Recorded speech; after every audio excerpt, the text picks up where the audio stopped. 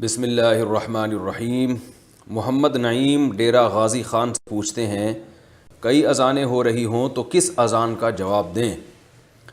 اگر کسی محلے میں کئی اذانیں ہوتی ہیں اور ایک آدمی اذان کا جواب دے تو اس کے بعد جو اذان ہوگی اس کا بھی جواب دینا ہوگا یا نہیں؟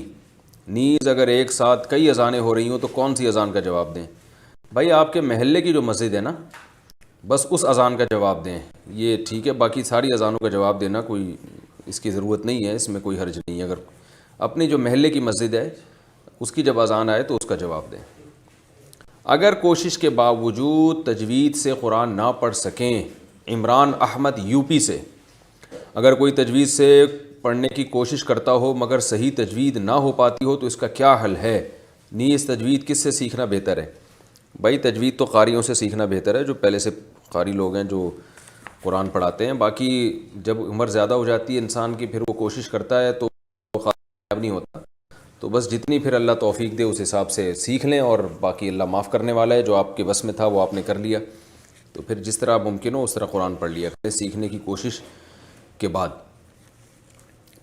کون سا بیک گراؤنڈ میوزک حلال ہے؟ محمد زوبیان ٹیکسلا سے پوچھتے ہیں، مجھے ویڈیوگرافی کا بہت شوق ہے، اس کے بیک گراؤنڈ میں عام طور سے لوگ میوزک یا کوئی ساؤنڈ ایفیکٹ لگاتے ہیں، اس بارے میں رہنمائی فرمائیں۔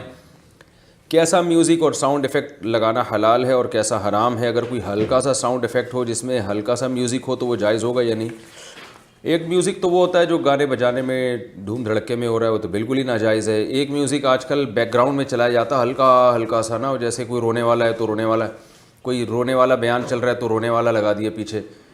تو اس ٹائپ کا میوزک جو ہے، یہ بعض علماء کہتے ہیں کہ اس میں کوئی حرج نہیں ہے، اور بعض کہتے ہیں کہ یہ بھی غلط ہے۔ تو جو ہے اب یہ آپ نے جو پوچھا ہے کہ ساؤنڈ ایفیکٹ کون سا والا، تو بھائی اب ساؤنڈ ایفیکٹ کی کوئی ڈیفینیشن تو نہیں ہوتی، بس ایسا میوزک جو گانے بجانے کا جیسا ہوتا ہے جس میں ڈھول ڈھمکا ہوتا ہے تو بالکل ہی ناجائز ہے۔ تو ایسا کوئی ساؤنڈ ایفیکٹ لگانا بھی جائز نہیں ہے۔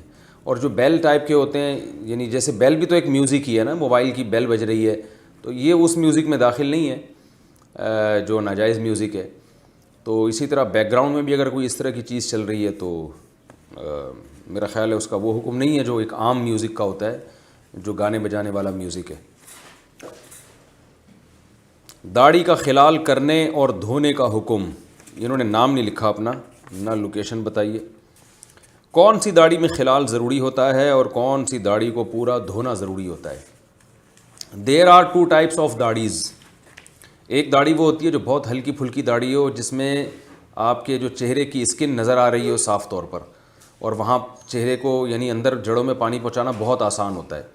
تو اس داڑھی میں تو آپ کو پورے چہرہ اسی طرح پراپر دھونا پڑے گا جیسے عام لوگ چہرہ دھوتے ہیں جن کی داڑھی نہیں ہوتی۔ لیکن جو عام طور پہ لوگوں کی داڑھی ہوتی ہے، گھنی داڑھی ہوتی ہے، اس میں جڑوں میں پانی پہنچانا تکلف کرنا پڑتا ہے، تو اس میں پھر پوری داڑھی دھونا ضروری نہیں ہے، صرف داڑھی کا خلال کر لینا کافی ہے۔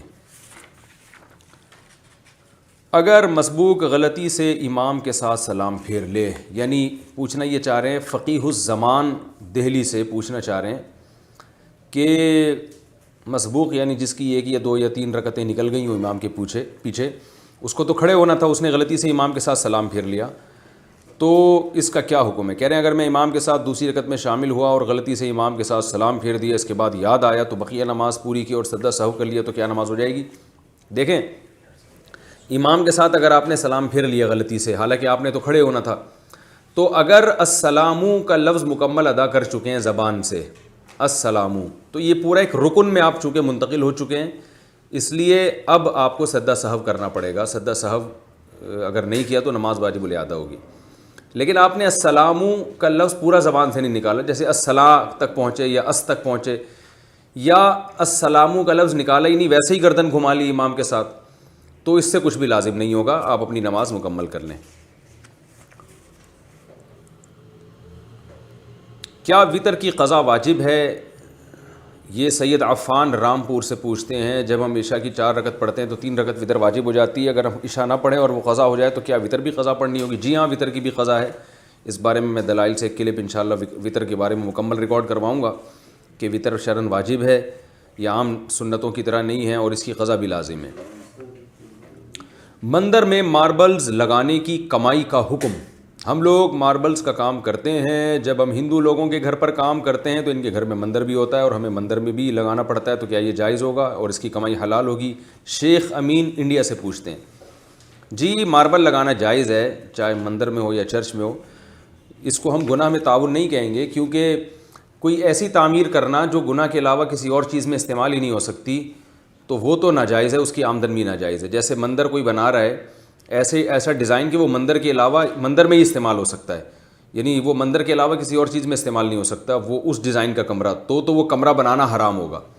لیکن آپ نے ایک کمرہ بنایا، وہ مندر کے طور پہ بھی استعمال ہو سکتا ہے، چرچ کے طور پہ بھی استعمال ہو سکتا ہے، رہائش کے طور پہ بھی استعمال ہو سکتا ہے، تو اس میں پھر اس کو بطور چرچ کے استعمال کرنا، یہ بطور مندر کے استعمال کرنا، یہ استعمال کرنے والے کا اپنا عمل ہے، آپ کا اس سے براہ راست تعلق نہیں ہے، تو اس لیے آپ کی آمدن کو ناجائز نہیں کہا جائے گا۔ تو ٹائلیں تو کہیں بھی لگائی جا سکتی ہیں، اس میں اس کا براہ راست گناہ میں تعاون کے ساتھ تعلق نہیں ہے۔ اس کی میں اکثر مثال دیتا ہوں نا کہ چاقو بنانا جائز ہے، حالانکہ وہ چاقو سے خربوزہ بھی کاٹا جا سکتا ہے، لوگوں کی گردنیں بھی کاٹی جا سکتی ہیں، لیکن جو ہے وہ اس کو گناہ میں تعاون نہیں کہیں گے۔ لیکن اگر کوئی ایسی چیز بناتا ہے جو گناہ کے علاوہ کسی چیز میں استعمال نہیں ہوتی، جیسے کوئی چرس بنا رہا ہے، ہیروئن بنا رہا ہے، تو وہ تو ظاہر ہے گناہ میں استعمال ہوتی ہے، زیادہ تر گناہوں میں استعمال ہوتی ہے، تو وہ پھر ناجائز ہوگا اس کا بیچنا، اس کا خریدنا۔ تو اسی طرح مندر میں ٹائل لگانے میں جو ہے وہ اس لیے جائز ہے کہ وہ ٹائل لگائے بغیر بھی عبادت ہو سکتی ہے، ٹائل لگا کے بھی ہو سکتی ہے، ٹائل کا براہ راست اس بتوں کی عبادت سے کوئی تعلق نہیں ہے۔ ہاں بت بنانا حرام ہوگا، یا ایسی چیز بنانا، یا کوئی ایسی الماری جو بت ہی کے لیے استعمال ہو سکتی ہو، وہ بنانا بہرحال جائز نہیں ہے، اور اس کی پھر آمدن بھی حرام ہوگی۔